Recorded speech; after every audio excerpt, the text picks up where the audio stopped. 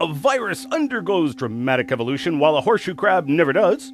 Telomeres in the DNA actually refute evolution. Hot off the presses, Indiana approves a bill to teach creation in the classroom. And of course, we read viewer comments. This is Genesis Week.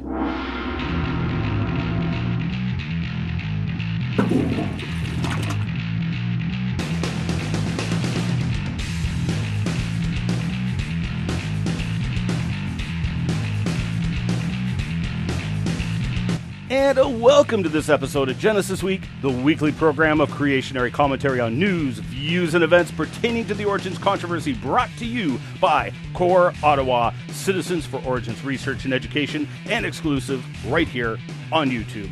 Excellence in pirate broadcasting, we bring you the information the anti-creationists don't want you to see or hear, and we show the glory of God in creation. Every single show has been in the top 10 most discussed videos in science and technology on YouTube. Remember, you can punch in Wazooloo.com or GenesisWeek.com and you will find us, or click the ever so convenient subscribe link up top, and you can peruse the other episodes by following the links in the upper corners of each episode. I'm your host, Ian Juby. MSU scientists reported in this week's edition of Science magazine that they had observed alleged evolution of viruses in the lab. Now, right off the bat, we need to address the sticky problem of just what is evolution? How do you define it? There seems to be not much doubt these scientists are using the very weak definition of evolution as simply change over time.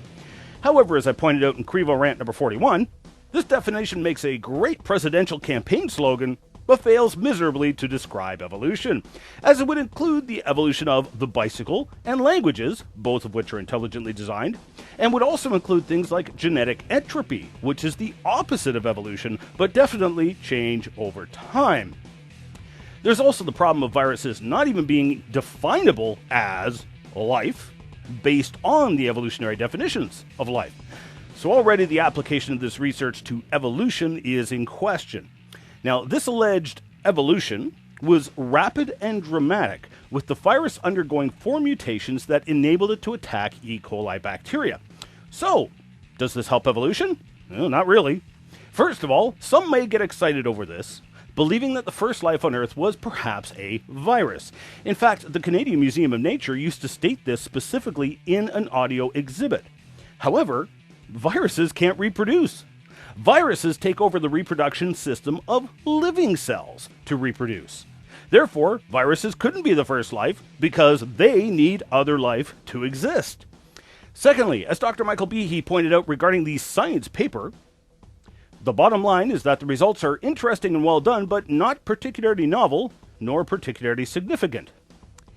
As Behe pointed out in his review on the Evolution News website, the virus in the experiment wasn't the only thing evolving.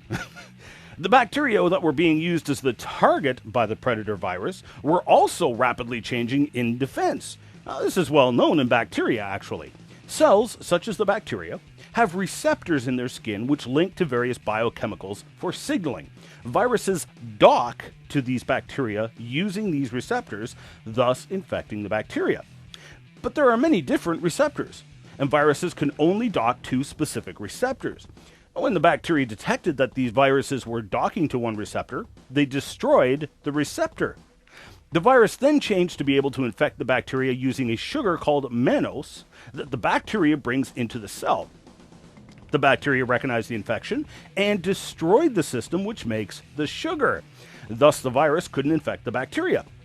In the closing words of Behe, so at the end of the day, there was left the mutated virus, still incompetent to invade most E. coli cells, plus mutated E. coli, now with broken genes which removed its ability to metabolize maltose and mannose.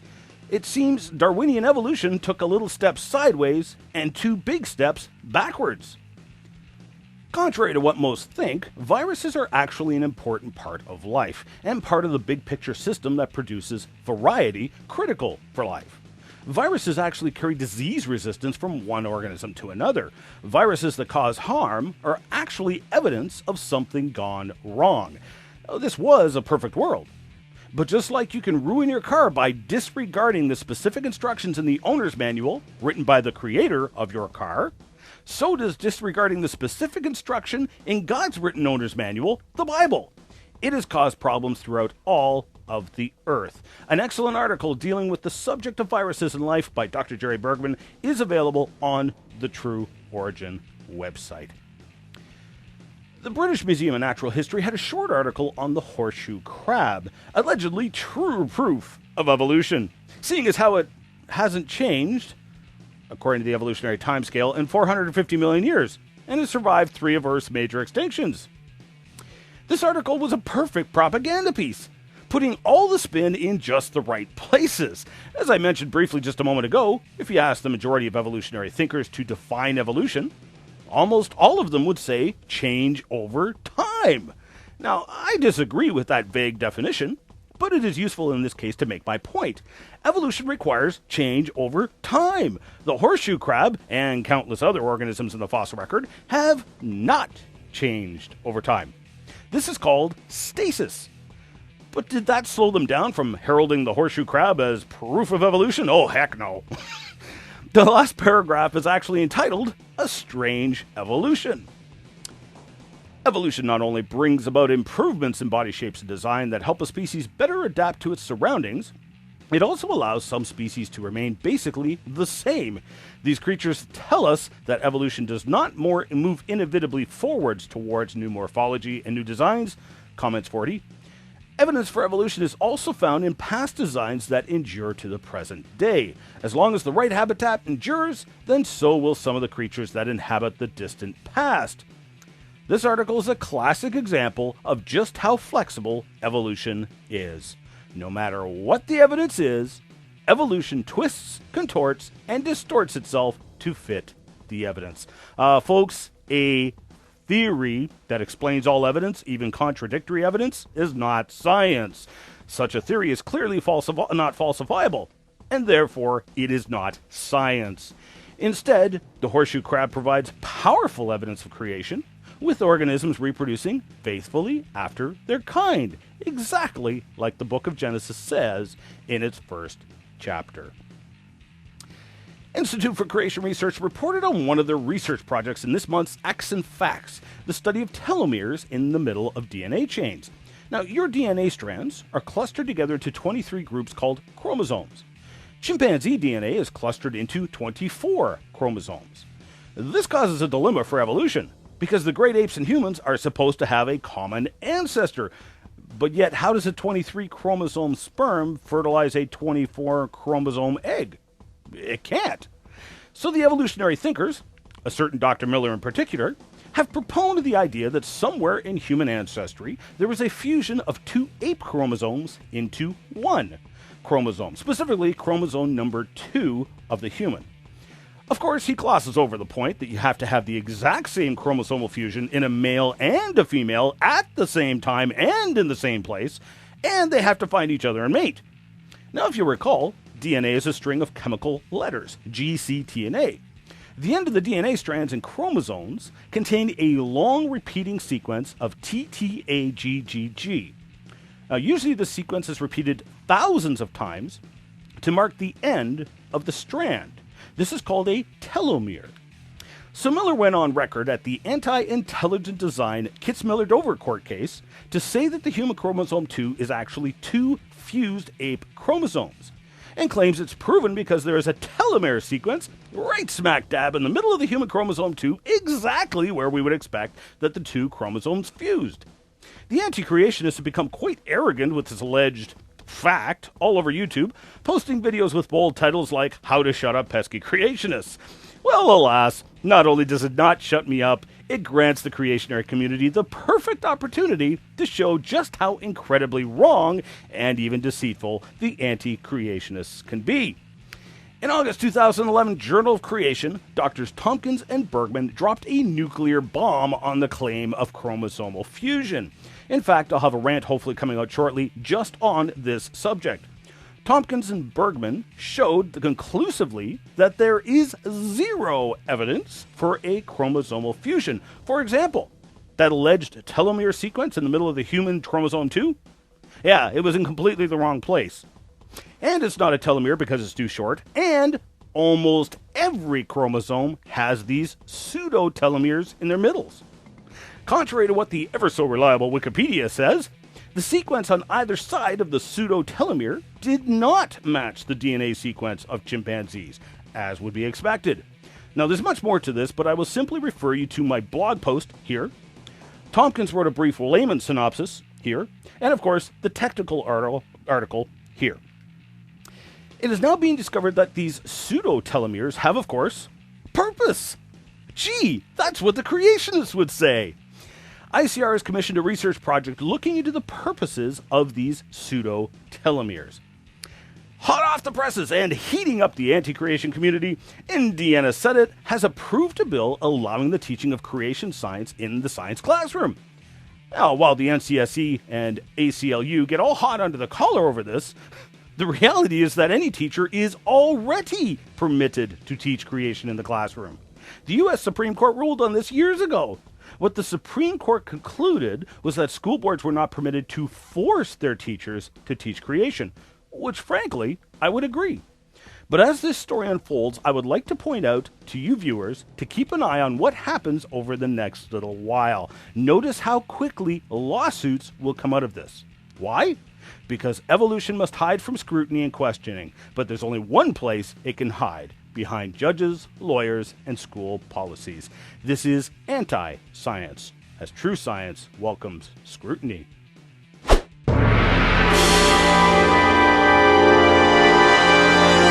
Woohoo! Mail for me?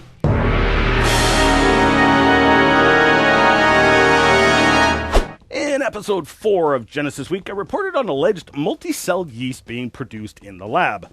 YouTuber TubeNotMe wrote in suggesting that I clarify a point. In that show, I had stated that the action of the centrifuge had caused the clustering, which is not what the original article said. Now, to clarify, I was aware of this, but I do still think that the extreme G-forces did more than just sorting. I think those forces actually did contribute to the production of the snowflake clusters, even if the authors disagree. A writer going by the name Son of the Only Wise God also wrote to me privately. Congratulations on your yeast report. Bread is like the sun. It rises in the yeast and sets in the vest. You want a free ride in my centrifuge. I am not impressed with the Darwinists' claim that they have formed a multicellular organism, and certainly not by natural selection. In a single-celled organism, the cell performs all the necessary functions. In a multicellular organism, there are different types of cell which allow the formation of organs. These organs act collectively in concert to do all the cell functions, but with the specialization of labor. The yeast under the centrifuge is a compaction of single cells with no specialization of cell functions. There is absolutely no comparison. This argument is dumb and desperate. Thanks for writing in. That is a significant point. Multicelled organisms have cells specializing in different jobs. The snowflake yeast cells did what yeast did best, because they were still yeast. I agree this had nothing to do with the evolution of multicellular life. In amongst his childish name-calling and behavior, L.A. Wilson still insisted on taking me to task on the Paluxy tracks, showing just how little he knows about them.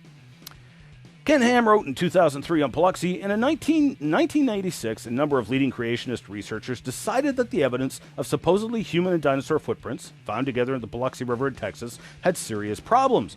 They decided that, pending further research to establish the correct interpretation of the prints, they could no longer be safely used as evidence supporting the fact, based on the biblical account of creation, that man and dinosaur lived at the same time.